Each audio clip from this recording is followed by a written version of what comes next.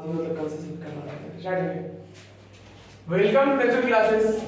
आज फिर से आप लोग के लिए एक नया वीडियो लाए हैं जिसका नाम है डायरेक्ट एंड इनवर्स प्रोपोर्शन। ये चैप्टर जो आप लोग के लिए 8 क्लास के लिए बहुत ही इंपॉर्टेंट है। इस वीडियो को अच्छे से देखिए। अगर अच्छा लगेगा वीडियो तो लाइक कमेंट सब्सक्राइब इस वीडियो को जरूर करेंगे।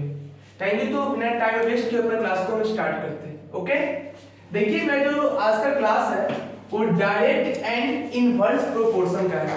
आपका जो भी मेन पॉइंट्स बताएंगे, इस चैप्टर का मेन पॉइंट्स बताएंगे, एग्जांपल्स बताएंगे और आप क्या करेंगे, अपने कोई भी बुक से आप क्वेश्चन प्रैक्टिस लगा सकते हो। आर.एस. अग्रवाल हो गया, आर.डी. शर्मा हो गया, एनसीईआरटी हो गया। अगर आपके पास अदर कोई और भी बुक है तो आप उससे क्वेश्चन पेपर लगा सकते हो। कोई दिक्कत नहीं है, आपका बनना चाहिए। 110% गारंटी है।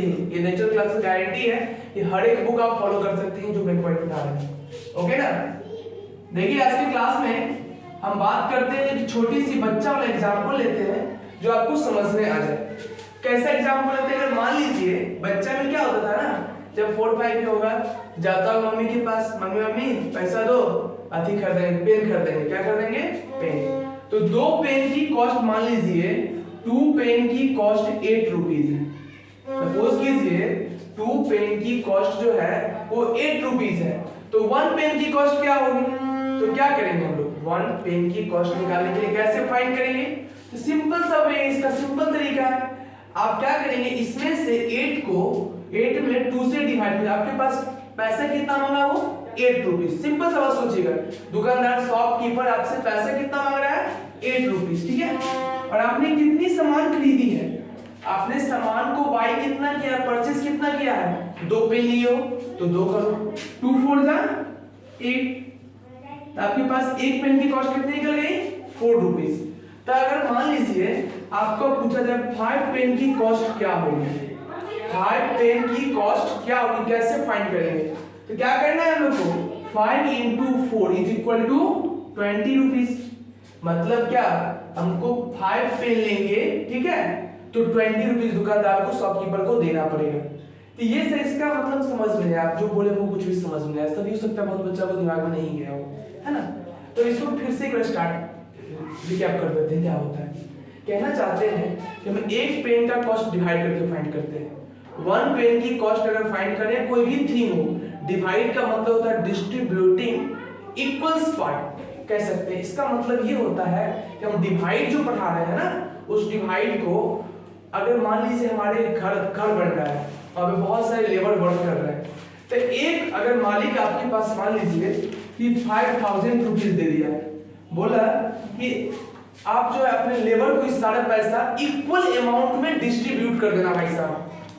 तो बोला ठीक है सर कर देंगे। तो उसके लिए भी मैथ की जरूरत पड़ी है। अब किसी को 100 रुपए देंगे, किसी को 200 दे सकते हैं, इक्वल अमाउंट में डिस्ट्रीब्यूट करना है। इसका मतलब ये होता है कि हम इसको डिवाइड करें। मान लीजिए हमारे पास 5 लेबर है, सपोज करते हैं 5 लेबर है, 5 लेबर को इक्वल्स पेमेंट करना है। तो क्या करेंगे हम उसको डिवाइड करेंगे। देखिए 5 से 5 हो जाए, 5 कट गया, 3 0 3 0 दे दिए।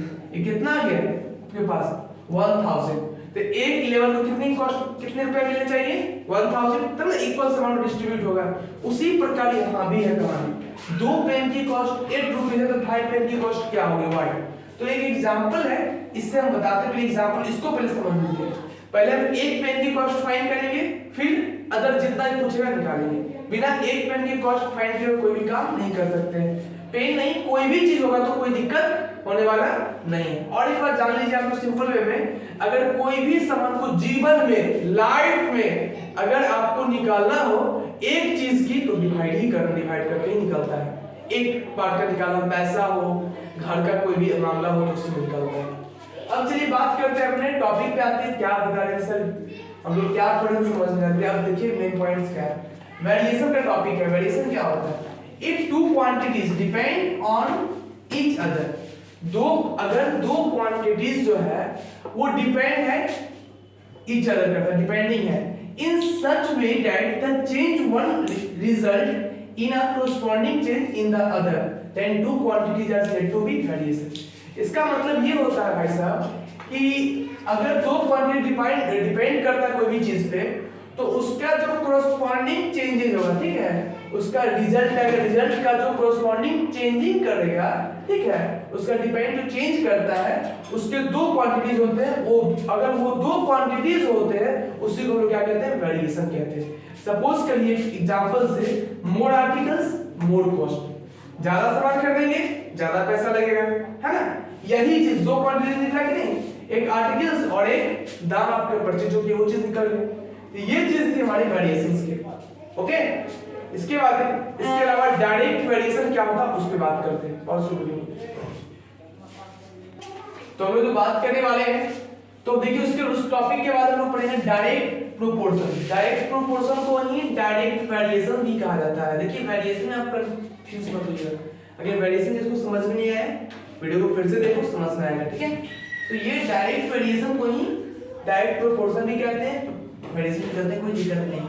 देखिए x and y are direct proportion. मान लीजिए x और y आपका जो है दो क्वांटिटीज की बात किया गया था ना, दो क्वांटिटीज की बात की गई थी ना, तो वो जो दो क्वांटिटीज की बात की गई थी वो मान लीजिए x एंड y है।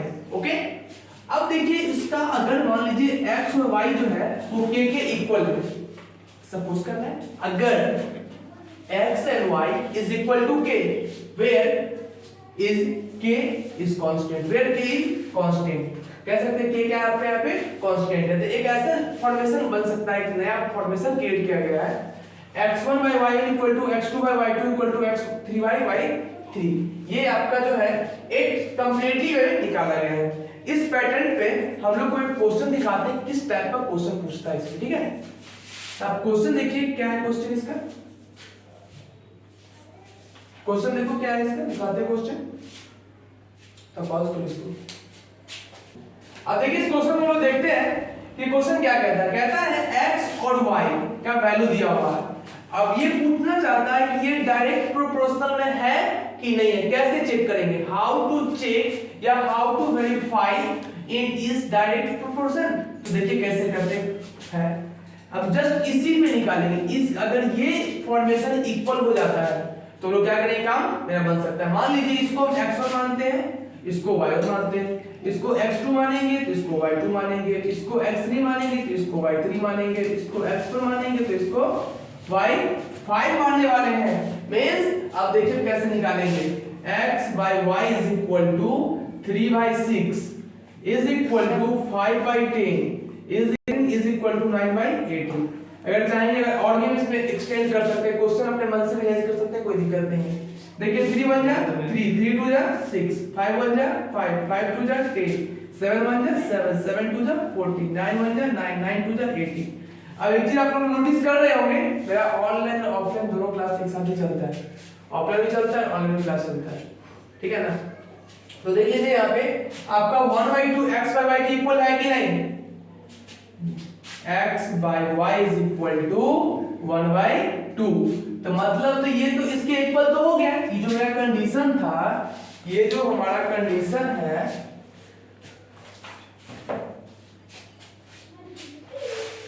ये जो हमारा कंडीशन है, ये दिख रहा है आप लोग को x1, इसके कंडीशन क्या फॉलो कर रहा है, क्या सभी एक दूसरे का x by y इक्वल है कि नहीं, वो फॉलो कर रहा है। तो ठीक है, ये आपका क्या है, डायरेक्ट लिख सकते हैं, हेंस कह सकते हैं इसमें, और बता देंगे x and y are direct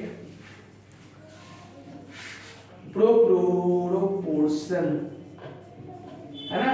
और इसी को अगर कोई बच्चा लिखता है डायरेक्ट प्रोपोर्शन के बदला अथी लिख दे डायरेक्ट वेरिएशन, तो फिर दिक्कत नहीं हो जाएगी। क्या डायरेक्ट वेरिएशन में लिखेगा तो कोई दिक्कत नहीं, क्योंकि दोनों एक ही चीज, कोई दिक्कत।